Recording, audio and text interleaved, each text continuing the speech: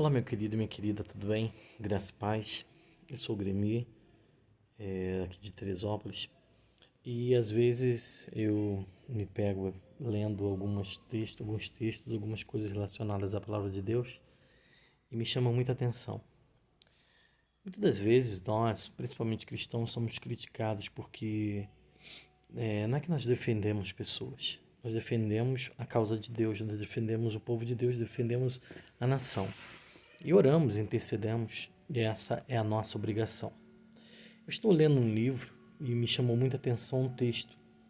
E diz o seguinte, fala sobre Ana, e Ana é uma mulher que intercedeu a Deus por um filho, mas a verdade, se nós lermos direitinho o que está registrado na palavra de Deus, nós vamos ver que Ana não estava orando apenas por um filho, mas Ana estava intercedendo a Deus por um profeta, por um homem que se colocasse na posição para que pudesse honrar a Deus. Você pode ler isso lá em 1 Samuel, no capítulo de número 1. Mas eu li um livro interessante, esse livro, ele fala uma coisa que me chamou a atenção e que agora me faz ao coração pensar melhor e continuar intercedendo pelo nosso país, pelo presidente Jair Messias Bolsonaro, continuar intercedendo pelos ministros, pelos deputados federais, deputados estaduais, senadores, né? Ministro do STF. Nós temos que orar por todos, mas principalmente por aqueles que realmente fazem alguma coisa pela nação e que estão a favor do povo. Olha o que me chamou a atenção nesse livro. Muito agrada a Deus que a situação humana seja vivenciada, assumida e apresentada diante dele, em toda a sua urgência e seriedade, por pessoas dispostas a compartilhar o próprio senso de retidão, a ocupar o coração com a necessidade da comunidade à sua volta e a pressioná-lo, a exemplo de Ana, com suas preocupações e desejos. Foi com esse propósito que ele levantou profetas em Israel.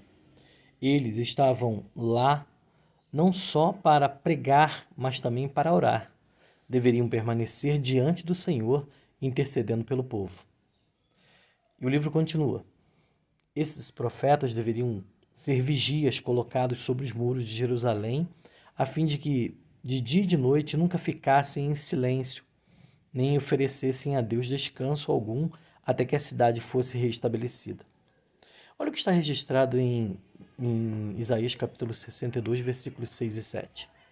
Coloquei sentinelas em seus muros, ó Jerusalém. Jamais descansarão dia e noite.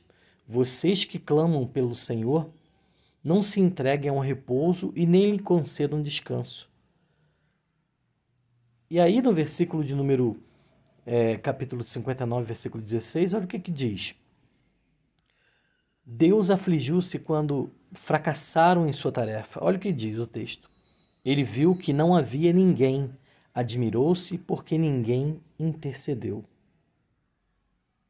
Quer dizer, Deus, ele viu a má conduta, ignorância e a loucura que predominavam no meio do seu povo. E ele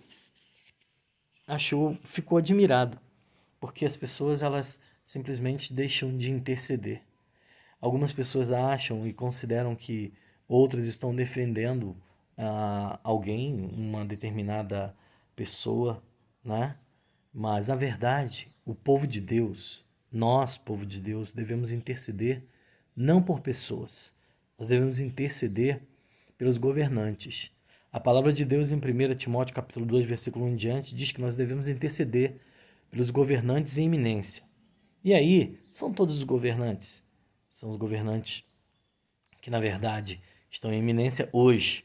No caso, o presidente em eminência, hoje atual, né? Os deputados, os senadores, os ministros do STF, os juízes, policiais militares, né? E policiais civis, policiais rodoviários federais, né? A guarda municipal, os prefeitos, né? E a gente às vezes critica mais do que intercede.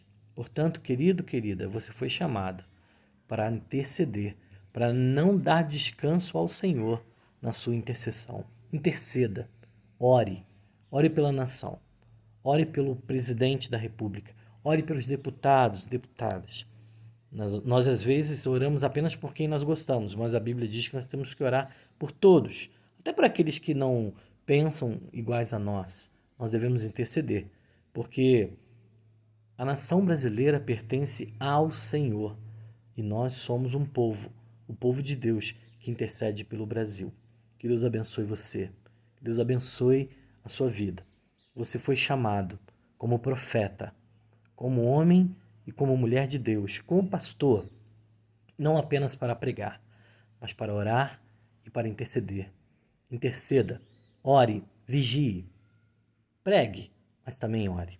Que Deus te abençoe, em nome de Jesus.